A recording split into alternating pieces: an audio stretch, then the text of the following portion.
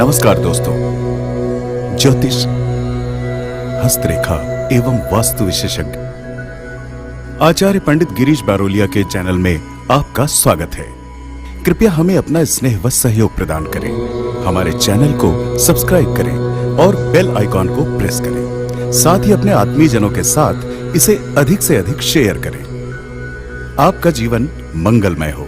Like करें, share करें। आचार्य पंडित गिरीश बारोलिया, ज्योतिष, हस्तरेखा एवं वास्तु चैनल।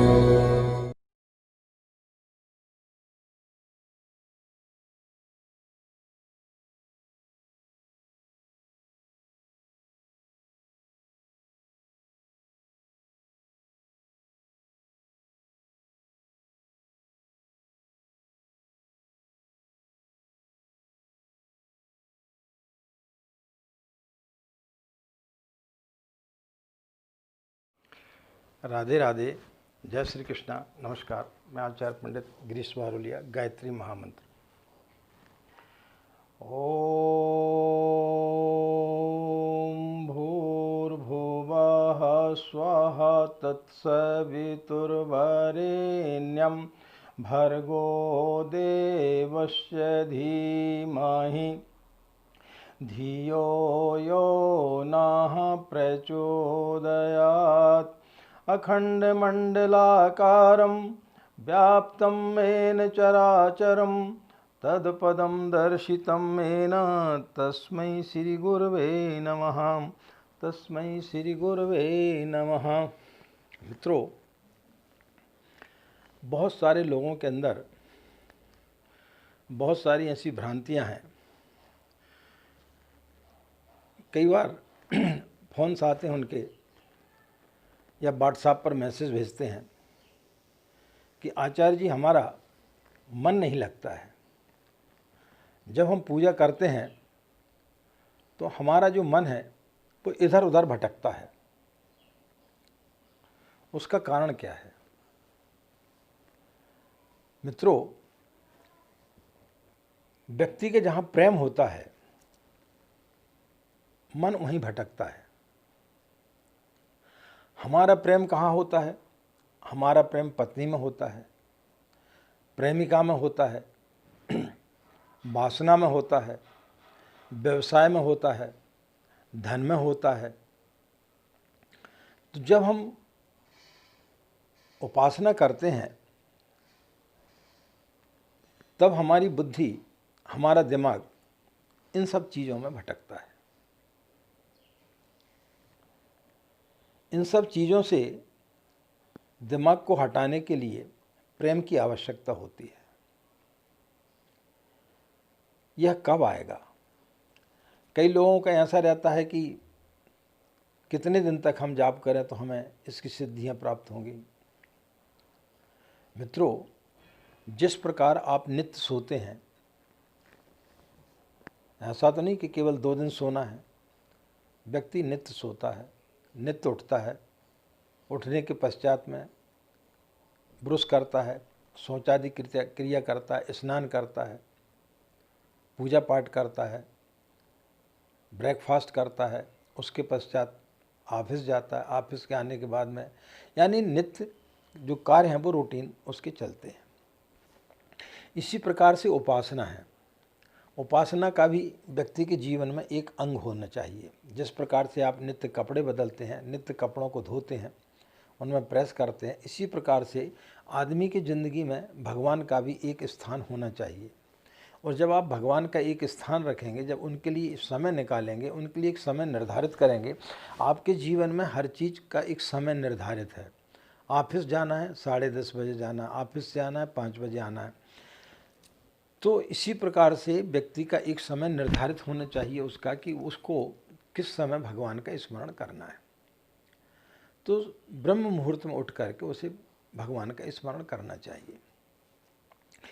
प्रारंभिक शिक्षा में क्या होता है, जब बच्चा पढ़ने के लिए जाता है तो उसके लिए जो है स्लेट कलम से पहले लिखाया जाता है। फिर धीरे धीरे जब वो उसका अभ्यास बढ़ता है तो फिर उसके लिए जो है पेन से फिर वो लिखता है। इसी प्रकार से जब हम किसी मंत्र का ध्यान करते हैं, उपासना करते हैं, तो किसी फ़ोटो को सामने रख लेते हैं और उस फोटो को देखते हुए हम साधना आराधना करते हैं। तो जब तक व्यक्ति का मन उसमें नहीं लगेगा तब तक वो चीज़ उसे फलित नहीं होती है। तो अब उसका मन कैसे लगे? जैसे कि हमने बताया कि प्रेम में व्यक्ति का मन लगता है। तो आपको माँ गायत्री की आप आराधना कर रहे हैं तो उनको आपको जो है एक नारी के स्वरूप में, माँ के स्वरूप में आपको देखना चाहिए। आपकी उम्र कितनी भी हो, आपको एक छोटे से बच्चे के रूप में उनके सामने प्रस्तुत करना चाहिए कि हम एक छोटे से बच्चे हैं, समक्ष हमारी माँ खड़ी हुई है, माँ हमारी बैठी हुई है और हम उसकी गोदी में बैठे हुए हैं। और उसकी गोदी में जिस प्रकार से एक छोटा सा बच्चा बैठ कर के स्तनपान करता है, कभी उसकी आँखों में हाथ लगाता है, कभी उसकी कानों में उंगली डालता है, कभी उसके बालों को सहलाता है, कभी उसको प्यार करता है, तो इस प्रकार से आप माँ को प्यार और दुलार कर रहे हैं। तो जब आप इस प्रकार की भावना करेंगे तो फिर आपका मन लगेगा, क्योंकि मन आपका प्रेम में लगता है, वात्सल में लगता है। तो उस जब प्रेम को आप माँ में लगाएंगे, माँ गायत्री में लगाएंगे कि माँ का जो स्वरूप है, माँ साक्षात हमारे सामने विराजमान है और हम एक छोटे से अबोध 1 साल के बालक हैं और हम माँ के समक्ष बैठे हुए हैं, उसकी गोदी में बैठे हुए हैं, उसका प्यार पा रहे हैं, उसका स्तनपान कर रहे हैं। जब आप यह कल्पना करेंगे, जब आप इस प्रकार की भावना करेंगे तो आपका जो मन इधर उधर भटक रहा था, कभी ऑफिस की तरफ जा रहा था, कभी पत्नी की तरफ जा रहा था, कभी प्रेमिका की तरफ जा रहा था, कभी बच्चों की तरफ जा रहा था, तो वो जो मन का भटकाव है वो बंद हो जाएगा और आपका मन जो है उस माँ के स्वरूप में लगना प्रारंभ हो जाएगा। और जिस दिन उस स्वरूप में उसका आपका मन लगना चालू हो जाएगा तो फिर आगे की जो क्रिया है वो है ध्यान की, निराकार की, मतलब किसी भी जिसका कोई आकार नहीं होता उसकी। वो फिर आगे वाले वीडियो में हम आपको सुनाएंगे। लेकिन माँ का एक स्वरूप जो होता है वो बड़ा वात्सल्य वाला होता है। और माँ को क्यों हमें जपना चाहिए, माँ को गायत्री के रूप में क्यों माना गया है, एक छोटे से प्रसंग के माध्यम से अपनी बात को मैं समाप्त करूँगा। कि एक बच्चा था, वो पढ़ने के लिए जाता था, उसकी माँ बहुत गरीब थी, इधर उधर दूसरों के यहाँ पर काम किया करती थी। जब बच्चा थोड़ा सा बड़ा हुआ, कॉलेज जाने लगा, तो माँ का एक नियम था, वो बच्चे को डेली छोड़ने के लिए जाती थी। जब कॉलेज जाने लगा तो बच्चा थोड़ा समझदार हो गया, तो उसके दोस्त उसको चिढ़ाने लगे कि तेरी माँ कानी है, उसकी माँ की एक आँख नहीं थी। तो उसको बड़ा बुरा लगता था। तो उसने एक दिन माँ से बोला कि भाई तुम मुझे नित्य छोड़ने के लिए मत आया करे, मैं खुद आ जाया करूँगा, आप मुझे छोड़ने नहीं आया करे। माँ ने बोला ठीक है। लड़का को उसने बहुत अच्छी उच्च शिक्षा दिलाई, बच्चा पढ़ कर के बहुत बड़ा ऑफिसर बन गया और किसी बड़े शहर में, विदेश में जा कर के रहने लगा। माँ की उसे कभी याद नहीं आई। तो एक दिन माँ ने सोचा कि क्यों ना बच्चे के पास जाया जाए। तो उसने अपनी सारी प्रॉपर्टी को बेच करके और वो विदेश बच्चे के पास में मिलने के लिए गई। जब वो वहाँ पर पहुँची तो बच्चा बड़ा क्रोधित हुआ, बोले तुमसे कितनी बार बोला कि मेरे सामने मत आया करे, तुम यहाँ पर क्यों आई हो। माँ बड़ी दुखी हुई, वापस आ गई और कुछ समय के पश्चात में उसका देहांत हो गया। अब बच्चे के मन में एक अपराध बोध तो था कि मैंने थोड़ी सी गलती कर दी है। तो कुछ समय के पश्चात उसका मन हुआ कि जा करके माँ से मिला जाए। जब वो गांव पहुंचा तो वो जो मकान था वो तो बिक गया था, वहाँ पर कोई दूसरा व्यक्ति रह रहा था। तो आस पड़ोस के जो लोग उसको पहचानते थे वो आए और बोले तुम्हारी माँ तो नहीं रही, लेकिन ये पत्र दे गई है, इस पत्र को शायद आप पढ़ेंगे तो आपको कुछ समझ में आएगा। उसने वह पत्र खोला और उसमें पत्र में लिखा था कि बेटा जब तू छोटा था तब तेरा एक्सीडेंट में एक आंख तेरी खराब हो गई थी। तो डॉक्टर ने बोला कि इसे किसी व्यक्ति की आंख यदि मिल जाए तो इसकी आंख ठीक हो जाएगी।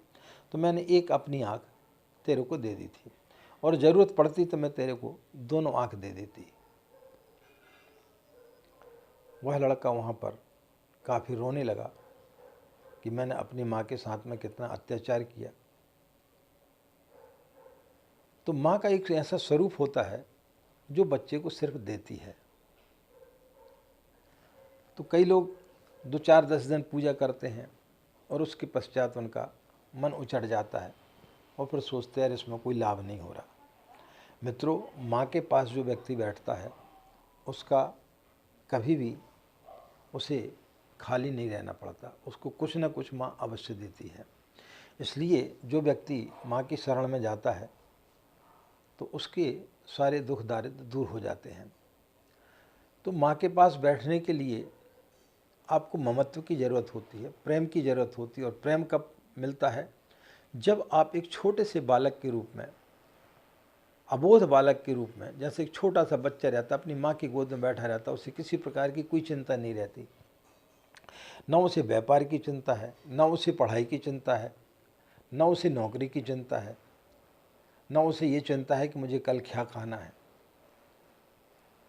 तो इस प्रकार के आप अबोध बालक बन करके और जिस दिन माँ की गोदी में बैठ करके और इस प्रकार का आप ध्यान करेंगे तो आप पाएंगे कि माँ आपके समक्ष बैठी हुई है और फिर वो सारी चीज़ें आपको धीरे धीरे प्राप्त होंगी जो आप चाह रहे हैं।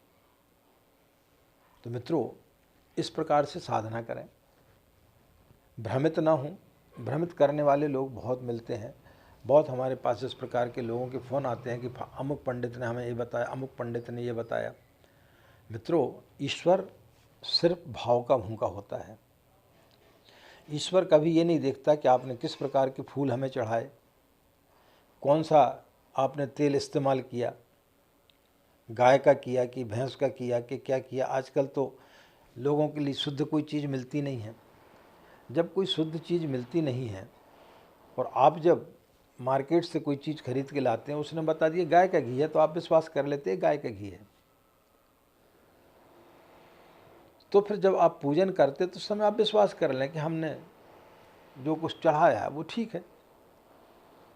तो फिर व्यक्ति को कभी परेशानी नहीं होती। परेशानी कब होती है? जब कोई हमें टोक देता है कि आपने ये नहीं किया, आपने वो नहीं किया, आपने ये सामान नहीं रखा, आपने वो सामान नहीं रखा। भगवान भाव का भूखा होता है, भगवान प्रेम का भूखा होता है, भगवान किसी वस्तु का भूखा नहीं होता है। किसी वस्तु की उसको कोई आवश्यकता नहीं होती है।